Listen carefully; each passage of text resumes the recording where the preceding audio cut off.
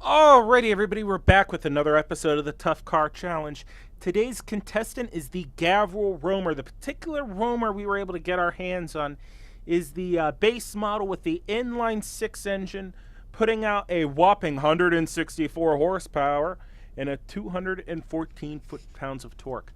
Both of my Buicks eclipse those numbers, and they're a mid-size and full-size sedan, respectively. This particular car has a 5-speed manual transmission, and the power is run straight to the back wheels. So, will our little economical off-road runner hold up on our Tough Car Challenge test track? I don't know, but I can tell you this. We are going to find out. Alrighty, we're in our Roamer, and it is an overall very nice place to be. Especially for it being a base model. We have the magic third pedal, which makes everything better, especially with our shifter right there. Nice bucket seats, plenty of room in the back, and plenty of room in the cargo area. And surprisingly enough, pretty decently equipped with a freaking cruise control, power mirrors, power locks, air conditioning, AM/FM CD player. I mean, criminy, pretty loaded vehicle for a base model. So, with that being said, let's go ahead, throw it in first. 3, 2, 1, drop it, and we are going. And away we go. Over the first jump. Took it pretty well. I'm half expecting the Roamer to do very well because it does have a very good ride height and suspension travel with that ride height.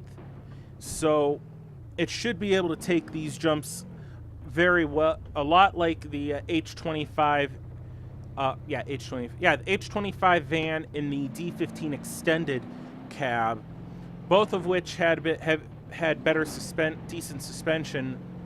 Well, more the D15 than the H series. H series just had a heavy duty suspension. So, but with this having that more truck-like suspension, I'm expecting it to do okay. What the fuck? Coolant's overheating. I blew the radiator.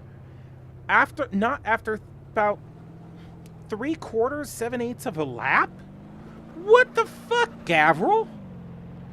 That is fucked up. Like, no tomorrow, dude. Holy shit. Alright, this truck is now has about maybe a lap left in it, if that. So we're gonna try to get it through that lap. Holy hell. I was not expecting that.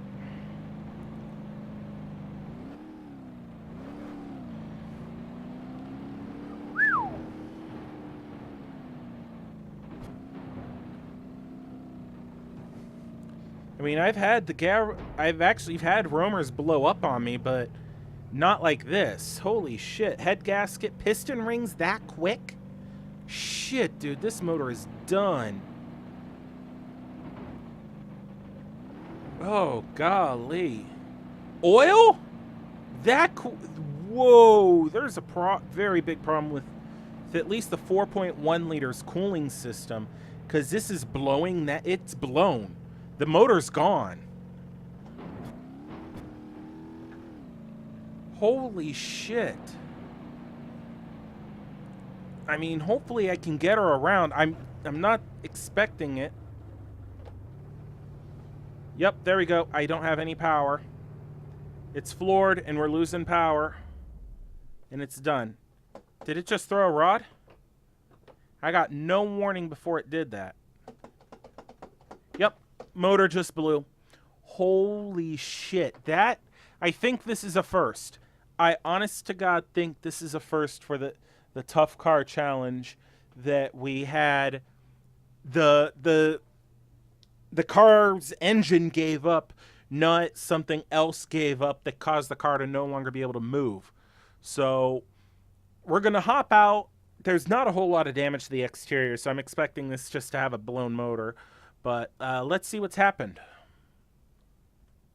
Alrighty, we are out of the Roamer, and like I suspected, the motor just blew itself up. There is no damage to this car whatsoever. I mean, just like the Bishu Pessima from the late 80s, if the motor wouldn't have gave up, this could have easily lasted a while. I am extremely shocked that this has happened. I mean, on other maps when I've been driving around in a Roamer, I've noticed that it would overheat quickly, but I honestly didn't think that it'd blow anywhere near as quick as it did. I figured I'd get a couple laps in, but not just under 2. So we're going to go ahead, hop into overhead view, and talk about the Roamer's final rating and the state of our current leaderboard. Alrighty, we're now in overhead view, and by now you guys know, start-finish line's right here. This is where our Roamer ended up. And I'm not going to go ahead and do our complete listing of the list. I'm just going to throw it up here on the screen right now. Alright, that's the current leaderboard. And I'm just going to go ahead and do the last like third of the list. So we got the 88 to 91 Bishu Pessima with 2 laps.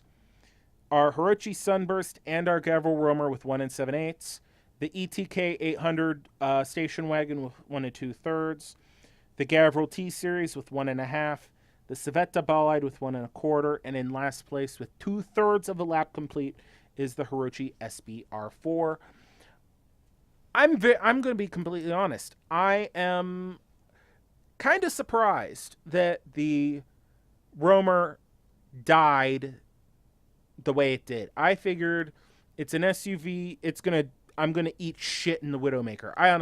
I figured that's where, if I was gonna go, it was gonna be eating shit on the Widowmaker or a bad bounce off of the jump and turn right here.